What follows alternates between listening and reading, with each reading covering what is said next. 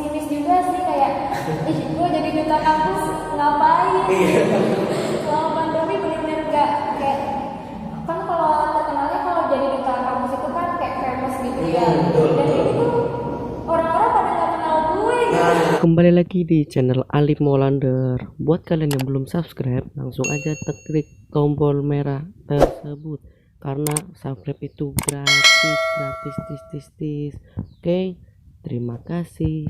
Assalamualaikum warahmatullahi wabarakatuh. Welcome to back channel di channel Ali Molander. Dan pada kesempatan kali ini saya ada sebuah motivasi dari seorang anak bidan, di mana dia itu dulunya adalah seorang yang benar-benar bekerja keras dari mulai kuliah sambil kerja sampai dia menjabat atau mendapatkan sebuah penghargaan menjadi duta kampus dan mengikuti Pilmapres di pemerintahan Kemendikbud. Nah, langsung aja ya, di sini ada siapa?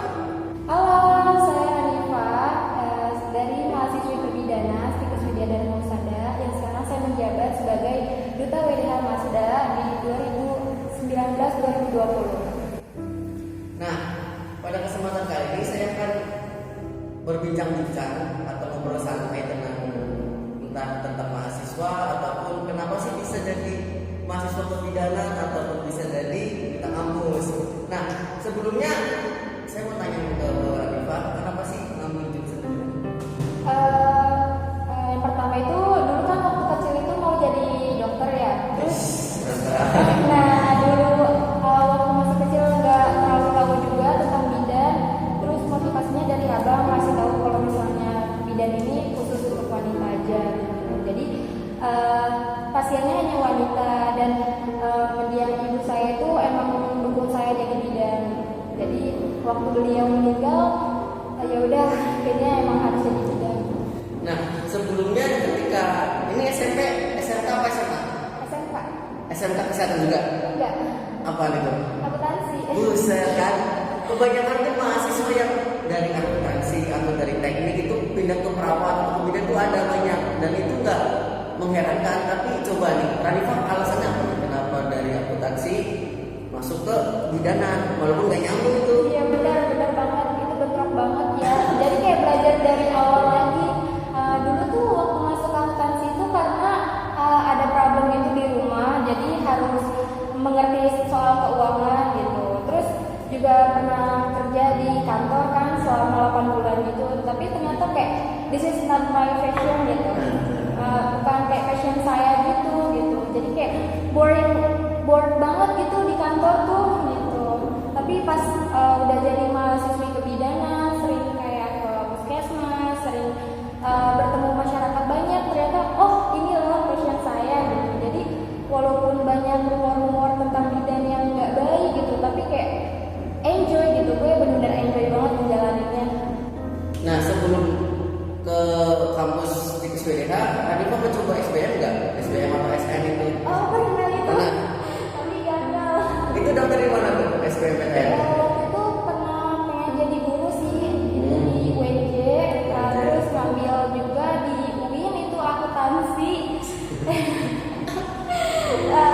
Di UIN itu ngambilnya sastra Inggris, terus veteran juga ngambil akuntansi, dan emang semuanya saya emang nggak ada yang satu jurusan gitu.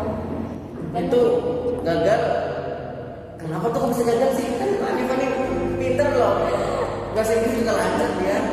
Kok bisa gagal gitu?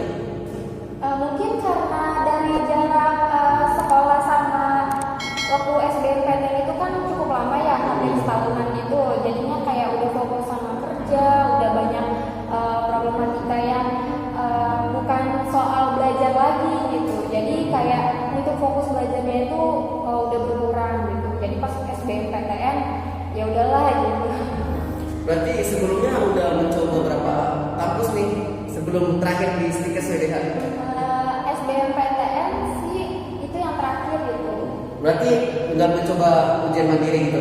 Enggak, kayaknya udah pas aja udah. Terus kenapa milih di Stikes?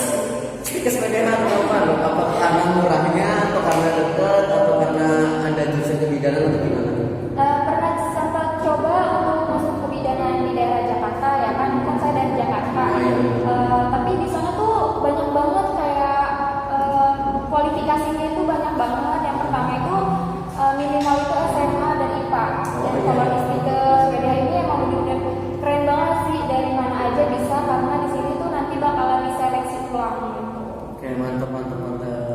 Nah, ketika ini kan Ranifa udah semester akhir nih, mau mencoba atau menyelesaikan KTI.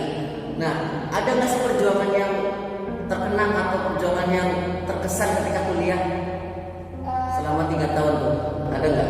Ada, dulu sempat anjlok itu kan keuangan, terus dan saya tuh harus juga sambil kerja gitu. Jadi kayak kan di kebidanan itu terkenal sibuknya ya. Wah, banget itu. Sibuk banget. Intinya kalau jurusan kesehatan tuh masih susah kalau sambil kerja.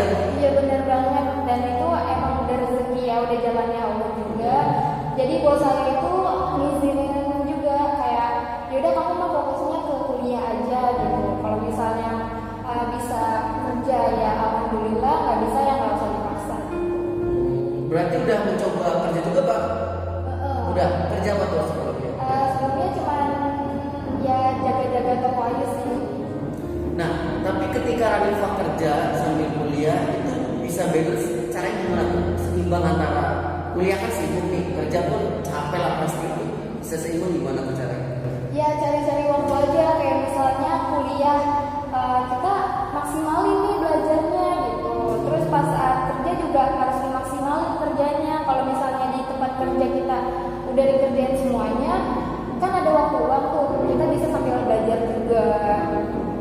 Atau nanti pas udah di rumah, misalnya kayak ada deadline gitu ya. Kadang juga suka keteter sih kayak antara jam tidur tuh. Sering banget keteter sama jam tidur.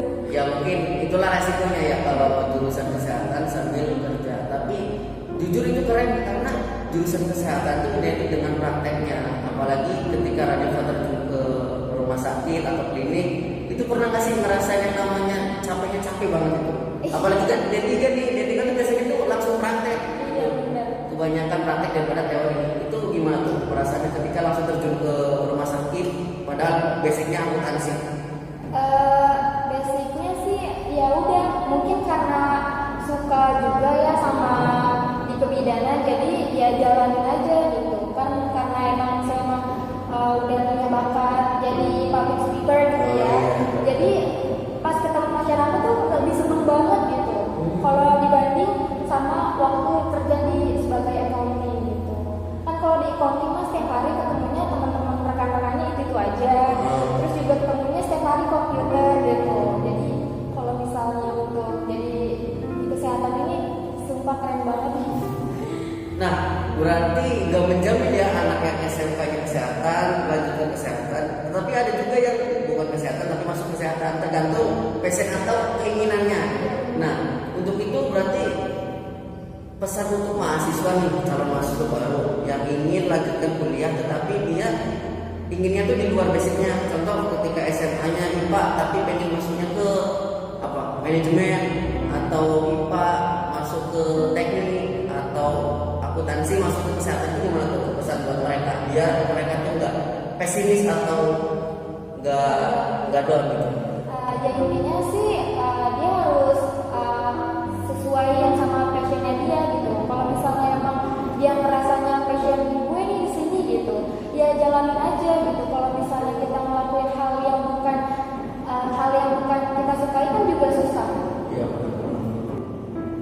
Nah, by the way, Ranifa juga menjadi duta kampus dan dia tuh jurusan kebidanan tuh. Karena biasanya tuh yang jadi itu waktu tahun kemarin tuh yang jadi anak kesehatan masyarakat. Nah, apa sih motivasi Ranifa mengikuti duta kampus di Stikes WDH ini? Waktu awal banget ya ya. Saya juga nggak nyangka sih kayak bakalan jadi duta kampus. Karena yang pertama coba-coba aja ya, karena udah punya basic jadi public speaker gitu ya. Kayak aku tuh suka banget sama yang namanya ngomong di depan orang gitu. Terus ya udah dicoba aja tuh masuk. Nah pas itu tuh pas di seleksi kedua itu bener-bener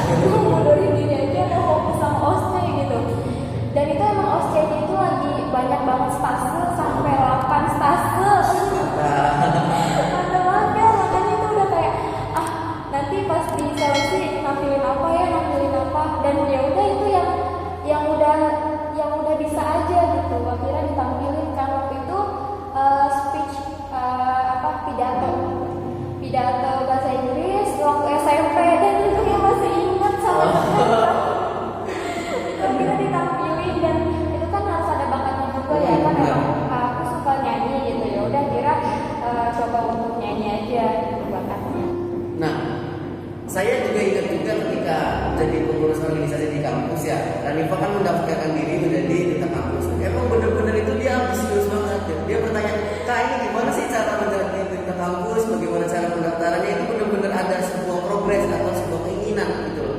Nah, tetapi kan saingannya berat nih. Ada nggak sih tips buat mahasiswa lain yang ingin menjadi duta kampus itu? Apalagi setelah ini kan mau lengser nih, mau ada regenerasi. Bolehlah kasih tips buat yang menjadi duta kampus. Yang pertama, IPK-nya itu harus di atas 5 minimal ya Kak ya. Terus juga dia ada bakat untuk jadi public speaker, terus berwawasan yang luas gitu. Nah, ketika udah jadi duta kampus, ada nggak sih beban dalam diri sendiri? Apalagi kan anak kesehatan kan sibuk mikirin praktek, tapi mikirin buat kampusnya sendiri menjadi duta kampus. Nah, kira-kira yang dari Ranifa itu pernah nggak sih berpikiran untuk mengundurkan diri atau ada keinginan untuk tidak bisa menjalankan prokernya atau program kerjanya? Ada sih, karena kan juga terhambat sama COVID-19 ini kan. Terus juga proker-prokernya kita ini nggak berjalan gitu. Terus akhirnya sempat pesimis juga sih kayak, ih gue jadi duta kampus ngapain? Selama pandemi bener-bener nggak kayak kan kalau terkenalnya kalau jadi duta kampus itu kan kayak famous gitu ya. Dan ini tuh orang-orang pada nggak kenal gue gitu. Itu benar. Bener banget nih gara-gara COVID-19 ya semuanya terhambat gitu. Tapi sih alhamdulillahnya banyak dari anak-anak organisasi kayak Hima, terus BEM yang masih ngerangkul, ayo Ranifa gitu.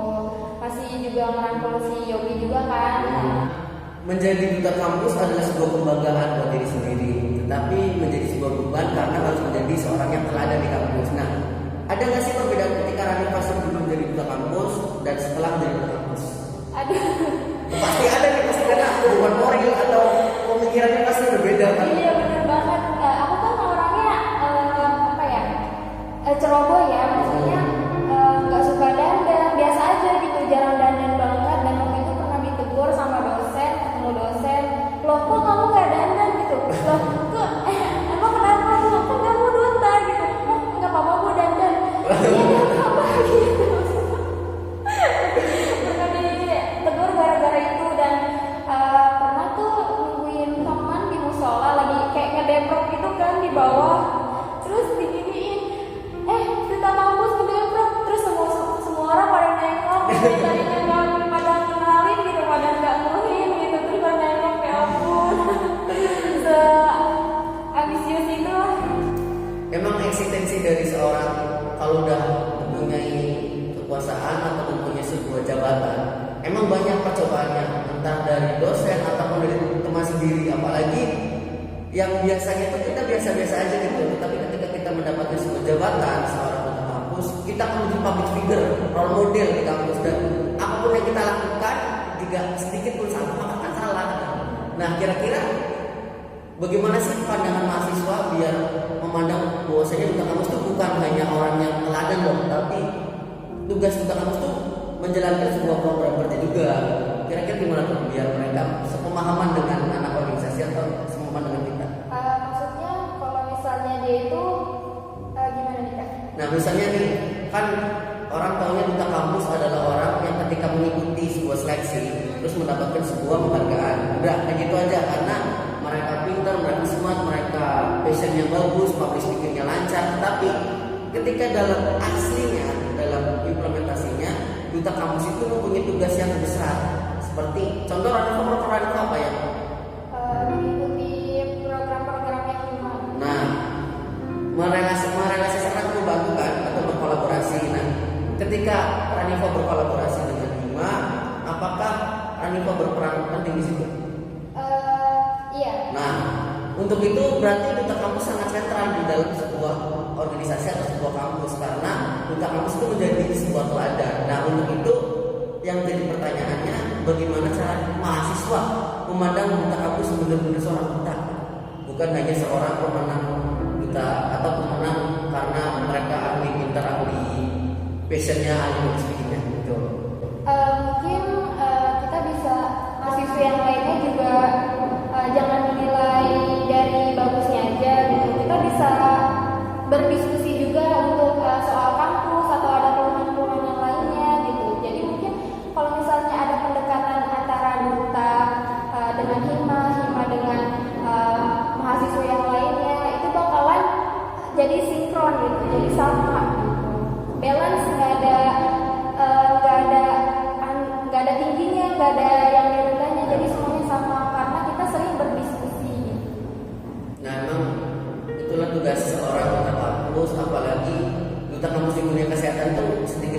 gitu. Nggak seperti duta kampus seperti umumnya. Tapi itulah cobaan buat Ranifa yang selalu menjadi duta kampus. Dan terakhir pertanyaannya tentang duta kampus itu, apa sih harapan ketika Ranifa lengser atau reshuffle dan ada seorang penerus di duta kampus? Nah, duta kampus itu ingin jadi apa nih? Saya sih untuk kedepannya semoga duta kampus yang kedepannya lebih baik lagi. Pasti ya. Dan bakalan jadi role model yang sesungguhnya. Itu berat tuh, itu berat. Mungkin kalau saya mah masih barbar. Masih yang itu masih karena kan masih generasi yang sama ya kali ya. Benar, sulit sih. Jadi untuk menilai, untuk mengikuti duta kampus yang sebelumnya itu juga belum ada, karena yang sebelumnya juga namanya masih Miss Kampus ya. Dan programnya juga kita belum semulus untuk duta-duta yang lainnya gitu. Jadi saya maunya sih untuk depan-depannya terus ada progresnya, ada untuk lebih baik aja gitu. Nah, itu kan di sisi secara kondisional atau secara pandangan Ranifa. Nah, tapi secara pandangan kampus kan, ketika seorang duta kampus mengikuti sebuah pemilihan masuk berprestasi di Kemendikbud. Nah, ada harapan gak sih untuk seorang duta kampus yang bisa membanggakan kampusnya? Atau berikan pengalaman dah kemarin? Ya sih, kemarin saya kan sangat benar-benar inisiasi banget gitu ya sama si Pilmapres ya. Tapi kan karena kemarin Pilmapres itu lewat internet ya, dan itu banyak banget yang kayak kehambat karena internet kan. Jadi kayak sinyalnya jelek, terus banyak yang akses, jadinya itu benar-benar lama banget sampai loading terus. Jadi susah mengaksesnya gitu. Mungkin karena itu ya, jadi jawabannya asal-asalan aja gitu. Tapi kalau misalnya langsung mungkin ada lebih baik gitu, kayak bikin video atau ngisi soal langsung gitu. Nah, sebelumnya di Pilmapres itu disuruh ngapain aja sih? Sebelumnya cuma seleksi nilai aja sih, terus ada pengalaman apa aja gitu. Dan udah sih ini itu aja. Dan ada nggak yang tentang bahasa Inggris untuk menggunakan bahasa Inggris? Maksudnya kan? Ketika menjelaskan menggunakan bahasa Indonesia atau bahasa Inggris? Oh, bahasa Inggris. Oh kan, itulah beratnya Pilmapres, harus menggunakan bahasa Inggris. Dan untungnya duta kampus kita itu bisa fasih bahasa Inggrisnya.